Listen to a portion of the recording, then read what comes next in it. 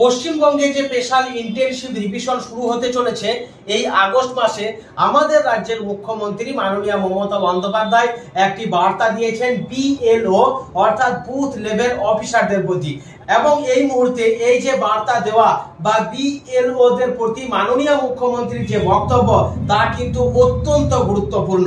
Actually যে special intensive revision শুরু হবে আমাদের পশ্চিমবঙ্গে, এখন বিহারে চলছে বা বিহার প্রায় শেষ হয়ে গেছে এবং 1 আগস্ট সেখানকার নির্বাচনী তালিকার একটা খসড়া প্রকাশিত হবে। তো এটা বিহারের গল্পটা আলাদা এবং আমাদের পশ্চিমবঙ্গে যদি আগস্ট মাস থেকে শুরু হয় তাহলে এটা আমাদের সকলকে সচেতন থাকতে হচ্ছে। এবং যেটা মূল বিষয় যে স্পেশাল ইন্টেনসিভ রিভিশন নির্বাচন কমিশনের নির্দেশ মতো হবে।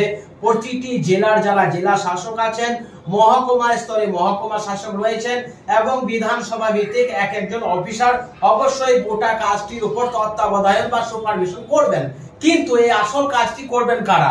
গ্রামাঞ্চল বা শহরাঞ্চল বাড়ি বাড়ি গিয়ে তথ্য সংগ্রহ, যাদের নাম 2002 সালের ভোটার লিস্টে নেই তাদের বাবা মায়ের জন্মস্থান বা জন্মের প্রমাণ এবং সংশ্লিষ্ট ভোটারের বা নাগরিকের নথিপত্র এসব নেওয়া, এই সমস্ত কাজ বা 2002 সালের ভোটার লিস্টে যাদের নাম আছে তাদের অন্য কোনো ডকুমেন্টস লাগবে না, তবে সবাইকেই ইনোমার্শন ফর্ম ফিল আপ করতে হবে।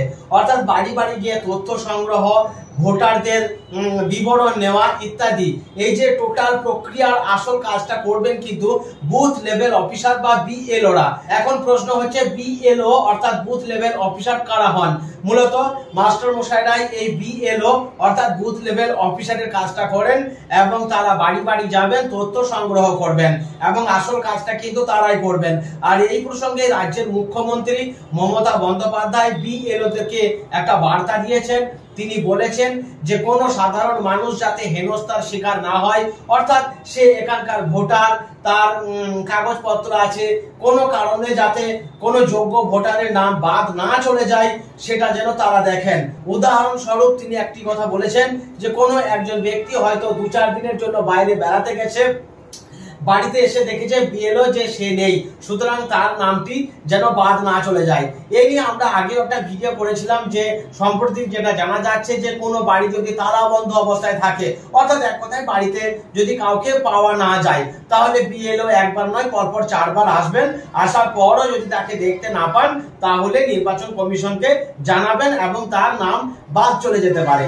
সুতরাং এই ক্ষেত্রেই এই প্রসঙ্গটি টেনে এবং পারিপার্শ্বিক যে ওভারঅল যে কাজটা গ্রামাঞ্চলে বা শহরাঞ্চলের বাড়ি বাড়ি গিয়ে প্রত্যেক ভোটারের তথ্য সংগ্রহ করার এবং সেটা নাম নথিভুক্ত করার আসল কাজটা করবেন বিএলওরা। তো এই বিএলওদের প্রতি এই যে বার্তা মাননীয় মুখ্যমন্ত্রীর, এটা খুবই তাৎপর্যপূর্ণ। এবং যখনই নির্বাচন কমিশনের তরফ থেকে এই যে স্পেশাল ইন্টেনসিভ রিভিশন শুরু হওয়ার ঘোষণা করা হবে তখন থেকে বিএলওরা কাজ করবেন। এখন যেটা জানা যাচ্ছে যে বিএলওদের নিয়ে প্রশিক্ষণের ব্যবস্থা করা হয়েছে। আজকে আলোচনা করছি যে স্পেশাল ইন্টেনসিভ রিভিশন যে শুরু হতে চলেছে আমাদের এই বাংলায়, তাতে আসল কাজটা করবেন কারা? তারা হলেন বিএলও বুথ লেভেল অফিসার। আর এই বুথ লেভেল অফিসারদেরকেই রাজ্যের প্রশাসনিক প্রধান আমাদের মুখ্যমন্ত্রী সচেতন করেছেন, সতর্ক করেছেন বা পরামর্শ দিয়েছেন তারা যেন ভালোভাবে কাজটা করেন, কোনো মানুষ যাতে হেনস্থার শিকার না হয়। সকলের কাছে অনুরোধ করছি, আমাদের মহিকলম চ্যানেলে স্পেশাল ইন্টেনসিভ রিভিশন নিয়ে একাধিক ভিডিও রয়েছে, আপনারা দেখে নেবেন, ভিডিওটি শেয়ার করবেন জনস্বার্থে। সকলেই ভালো থাকুন, নমস্কার।